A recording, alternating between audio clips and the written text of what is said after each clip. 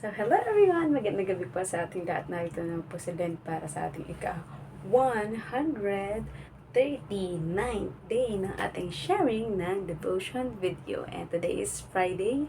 And bukas ay Sabado, may Saturday service ang ating Alive in Christ Hong Kong dito sa main church of Wanchai.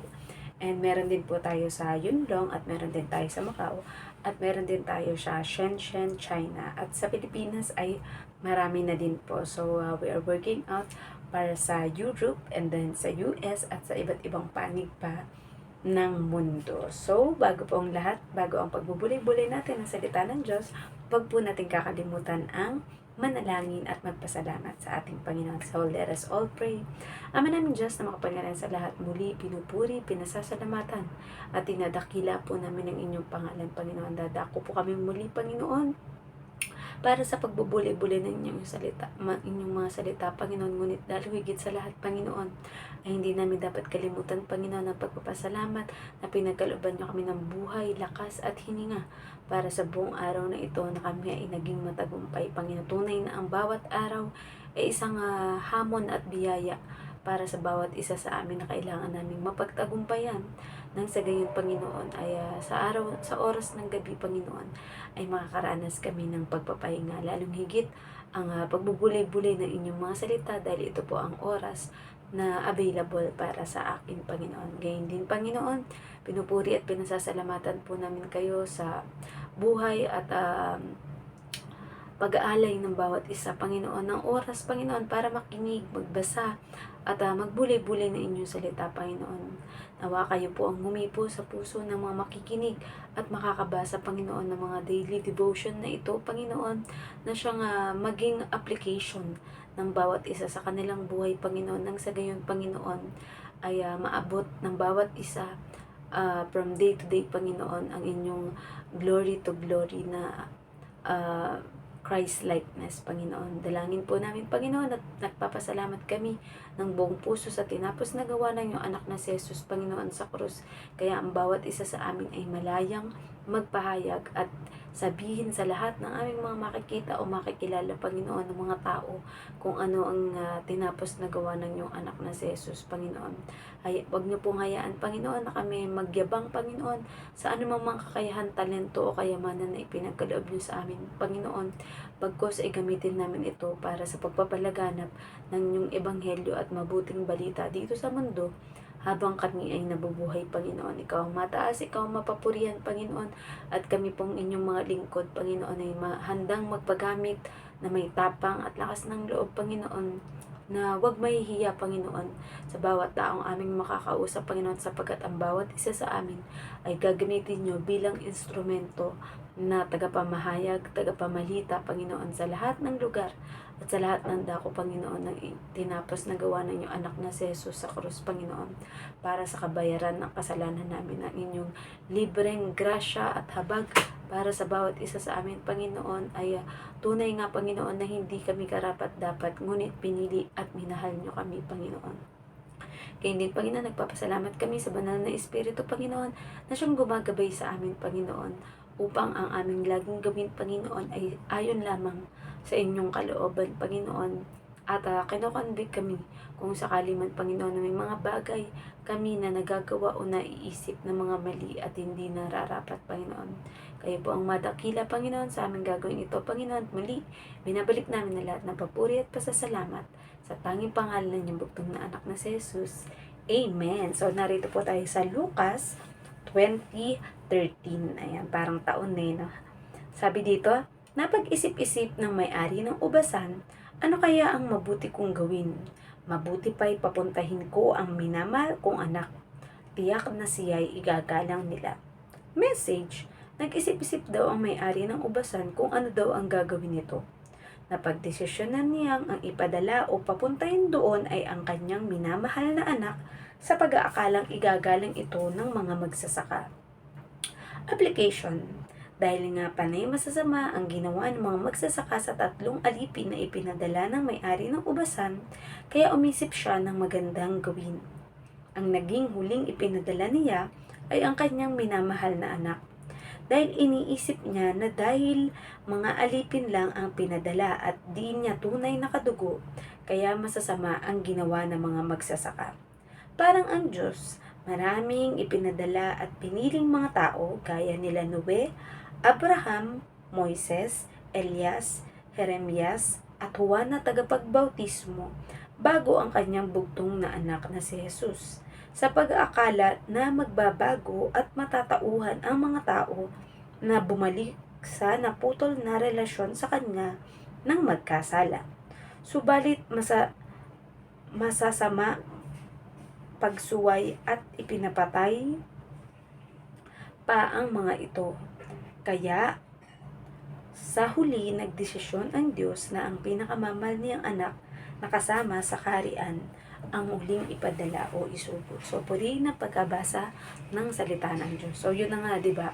So, after ng 3 times na nagpadala ng mga alipin or mga tauhan ang may-ari ng ubasan na ito, which is the representative ng ating Panginoong Diyos, di ba? Na inisip niya, ay, siguro kaya sinasaktan or ganun yung mga ginagawa ng mga magsasaka dahil nga hindi ko kadugo yung aking ipinadala, di ba? Kumbaga, syempre, yan ay mga mababang uri lamang, di ba? Sa panahon kasi ng Hudyo noon, ang pinakamababa ay ang mga alipin, di ba? Ang magsasaka siguro, second, mas mataas ng konti kesa sa mga alipin. Kaya, yun ang inisip ng may-ari na magsasaka. So, for illustration lang, di ba? So, ang ginawa niya, napag-desisyon, ano kaya magandang gawin? Parang sinabing ganun siguro nung may-ari ng ubasan. So, sabi niya, ito na ang kadugo ko, itong aking anak. Ayan, sabihin na natin ang anak ay lalaki or babae man, di ba? Pero yun yung ipinadala niya. So, yun yung representation naman sa atin ng ating Panginoong Yesus na mula sa kaharian ng Diyos sa langit ay isinugo o ipinadala dito sa mundo dahil akala ng Panginoong Diyos ay halos lahat or lahat ng mga tao ay maniniwala at tatanggapin ang kanyang anak. Subalit, ayan, alam naman natin na masama pa rin ang mga ginawa ng mga makapangyarihang tao sa ating Panginoong Yesus. Dahil kaya nga, sinabi ng ating Panginoong Yesus, ang talinhagang ito ay yun yung pinapakita na kung saan ang gagawin sa kanya ng mga makapangyarihang tao na ito na balak nga siyang ipapatay. So, yan yung magiging topic naman para sa kinabukasan. So, nandito lang tayo muna nakapokus sa yun nga, 'di ba, yung intention ng ating Panginoong Diyos na ipadala ang kanyang anak na bugtong na anak na si Jesus dahil akala niya ay magbabago at magiging mabait na ang mga tao. Pero sabi nga, pinadala na si Noe, si Abraham, si Moises, 'di ba? Si Elias, si Jeremias, at pinakahuling nga si John the Baptist bago ipinapugutan ng ulo ng masama ng mga nagalit sa kay Juan dahil nga sinasabihan ng mga tao na magsisi na sa mga kasalanan dahil parating na or darating na ang tagapagligtas o ang Mesiyas na hindi matanggap ng mga tao dahil nga kagaya sa mga makapangyarihang taong ito, 'di ba? Dahil nakakakita sila ng mga katangian ni Jesus na nagpapakita or maaaring paniwalaan na ng mga tao na ito na nga ang Mesiyas o tagapagligtas, 'di ba? Pero ayaw nila na maniwala ang mga tao na si Jesus na nga iyon, kaya ang ginawa nila ay binagbalakan nila ito ng masama, diba? Pero, syempre, ready ang ating Panginoong Yesus sa possibility na mangyayari yun, diba? Nung pangalang kasama niya ang kanyang mga alagad ay sinabi na niya kung ano mga gagawin nito, diba? Na merong magkakaanulo sa kanya, merong magtatanggi sa kanya, diba? And yun nga yung masasabi na sa bawat relasyon, di ba? Minsan kahit mga kapamilya mo, kaibigan mo, asawa mo o anak mo, basta sobrang malalapit sa'yo, di ba? Na there are moments, especially kapag moments ng kamatayan or yung kapahamakan mo na is bigla ka na lang nilang iiwan, di ba? Or sila yung magiging dahilan para ikaw ay mapahamak, di ba? So kaya nga sinasabi na huwag tayong sobrang gano'n katiwala sa ating kapwa. Dahil kung hindi tayo yung mauuna, malamang puwedeng sila yung mauna, 'di ba? Dahil hindi naman natin alam, kung kailan darating sa atin yung kamatayan. Pero sabi nga na ang lagi nating asahan, lagi tayong tumingin sa ating Panginoong Diyos at lagi nating isipin yung tinapos na gawa ng ating Panginoong Yesus, 'di ba? Para tayo ay hindi tayo mahihiya, malakas yung ating loob na ipamalita at ipagsabi yun sa bawat tao, 'di ba? Dahil kung tutuusin, hindi naman siya bad news. Kumbaga, it's a good news, 'di ba? Kaya nga sinabing mabuti o magandang balita, 'di ba? Hindi kagaya kapag ang ginagawa ng iba ay chinichismis o iminamarites. Ayan, yan yung sikat na term sa ating panahon ngayon. Iminamarites ang kanyang kapwa ng hindi katotohanan at maaring maging mitya pa ng kanyang buhay o pagkakagulo or pagkakagalit ng bawat panig, 'di ba? Dahil sabi nga ay may tenga at may pakpak ang balita, 'di ba? May tenga ang lupa at may pakpak ang balita na malalaman at malalaman niya ng taong ipinagchichismis mo na meron kang sinasabing ganun sa kanya, 'di ba? Meron at merong makakapagparating sa kanya. Maaring ang sitwasyon, maaring ibang tao, 'di ba? Or maaring mga bagay na maaring makapagparating sa kanya ng mga hindi mo magandang sinasabi. So, mas maganda na ang ating ipinapamalita at isinasabi sa lahat ay ang tinapos na gawa ng ating Panginoong Yesus, dahil ito ang magbibigay ng pag-asa at mabubuhayan ng loob yung kapwa natin. Kung halimbawa, pakiramdam niya, ay wala na akong pag-asa sa buhay. Pero pag sinabi mo, kapatid, mahal ka ng Diyos. And ating Panginoong Diyos ay pinatawad ka sa kasalanan mo noon, ngayon at sa hinaharap dahil sa tinapos na gawa ng kanyang bugtong na anak na si Jesus. Kumbaga, pinili ng kanyang bugtong na anak ng ating Panginoong Jesus na ialay ang kanyang buhay para sa atin, 'di ba? Kung iisipin, hindi niya naman tayo kaano-ano, 'di ba? Kung tutuusin, sino ba tayo para sa kanya, 'di ba? Pero dahil noong panahon na iyon ay nakasama ng mga alagad, nakasama ng mga tao ang ating Panginoong Hesus. So, lahat ng feelings, emotion na pwedeng maramdaman ng tao ay naramdaman ng ating Panginoong Hesus. 'Di ba? Nakita niya, nasaksihan niya na may mga taong tinataboy sa lipunan, may mga taong pinandidirian, may mga taong nais na mga iba na ito'y maparusa, nais na iba na ito ay kutyain, nais ng iba na ito ay pahirapan, 'di ba? Pero ang ating Panginoong Hesus bilang representasyon ng kanyang Ama, ang ating Diyos Ama, ay siyang nagpakita sa atin na mali yung pagkakakilala ng lahat sa ating Panginoong Diyos na magagalitin, mapagparusa, 'di ba? Kundi ang pinakita niya ay mapagmahal, mapagtanggap, mapagpatawad, 'di ba? At basta willing ka na lumapit sa kanya, willing ka na tawagin siya, willing ka na magkaroon ng intimate relationship or interaction sa kanya, ay nakahanda ang ating Panginoong Hesus na tayo ay tanggapin, 'di ba? So, malamang yung sa pagbalik niya sa kaharian ng ating Panginoong Diyos is yun yung mga sinasabi niya sa ating Panginoong Diyos na naranasan niya nung naririto siya sa mundo, 'di ba? So, gano'n lang 'yan, na kahit tayo ay makasalanan pa, minahal at pinatawad na tayo ng ating Panginoon. Nauna na ang pagpapatawad at pagmamahal sa atin ng Diyos. Kaya nga, yung word na John 3:16, dahil sapagkat gayon na lamang, 'di ba? Ang pag-ibig ng Diyos sa atin. So, ibinigay niya ang kanyang bugtong na anak upang ang sino mang sumampalataya sa kanya ay di mapahama, kundi magkaroon ng buhay na walang hanggan. Kaya kapatid, if hindi mo pa tinatanggap ang ating Panginoong Hesus bilang Diyos at tagapagligtas, maaaring ang mensaheng ito ay nangungusap sa iyo to take some time, magkaroon ng matahimik na oras, panalangin, at pagtanggap sa ating Panginoong Hesus. Aminin mo ang lahat ng iyong kasalanan. Maaaring umiyak ka, maaaring magalit ka o may galit ka sa mundo, or may mga nakakapagpabigat sa iyong damdamin. Pero once that you give it all to God, is makakaramdam ka ng kapayapaan at iba yung ligaya sa iyong puso na ikaw at ang Diyos lamang ang nakakaalam. So, napapoy may natutunan kayo sa ating sharing devotion video ngayon. bukas po ulit dahil kailangan na rin magpahinga ng inyong lingkod.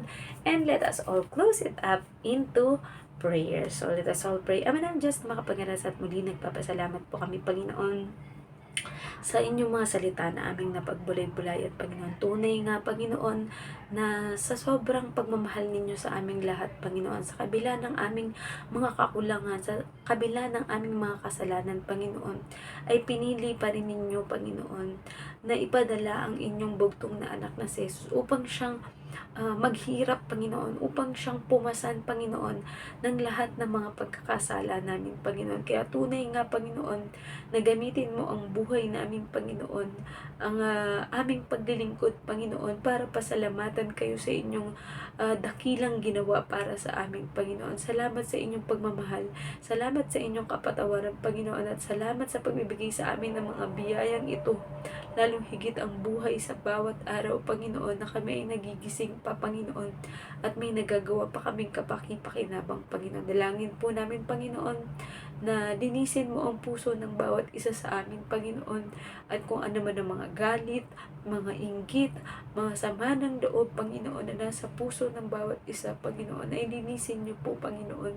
Kayo lamang po ang makapaglilinis at makapaghuhugas ng aming kasalanan, Panginoon. Kaya we fully surrender everything to you, Lord God.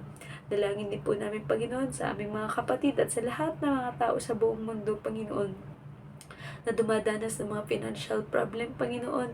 Alam po namin, Panginoon, na kayo ang aming great provider, Panginoon, na anumang problema sa trabaho, sa financial, Panginoon, sa negosyo, Panginoon, at anumang mga pinagkakakitaan, Panginoon, maging ito man ay mga utang, Panginoon, na di nababayaran o hindi mabayaran, Panginoon. We pray, Lord God, na magkakaroon ng solusyon ang bawat mga problemang ito na aming kapwa, Panginoon. Ganyan, Panginoon, dinadalangin po namin ang lahat ng mga may sakit at karamdaman, Panginoon. Physical man ito, malala, o hindi, Panginoon, ng mga simpleng mga sakit lamang, Panginoon. Gaya din ng mga sakit sa emosyonal, Panginoon, or sa spiritual, Panginoon, na sila'y nangihina, Panginoon, at nawawala na ng pag-asa, Panginoon, na sa palagay nila, Panginoon, ay nahihirapan na sila na magtiwala sa inyo, Panginoon, dahil sa mga pinagdadaanan ng bawat isa, Panginoon. Pero panatiliin niyo po, Lord God, na matibay ang aming pananalig at pagmamahal sa inyo, Panginoon, na kahit ano man ang pagdaanan ng bawat isa, Panginoon, mananatili kami, Panginoon, nananalig at sumasampalataya sa inyo, Panginoon, at natuto pa rin ninyo ang inyong mga pangako sa inyong mga salita, Panginoon. Gayon din, Panginoon, ang aming pakikisalamuha sa aming kapwa, socially, Panginoon, napagtibayin niyo po ito, Panginoon, at ang mga tamang salita na sasabihin, Panginoon, ang pagtulong na aming pwedeng magawa sa aming kapwa, Panginoon, whether it's advice, Panginoon, it's counseling, Panginoon, it's pagtulong sa kanila physically, Panginoon, or pagtulong sa kanila financially, Panginoon. Strengthen us, Panginoon, upang magawa po namin ang mga bagay na ito, Panginoon.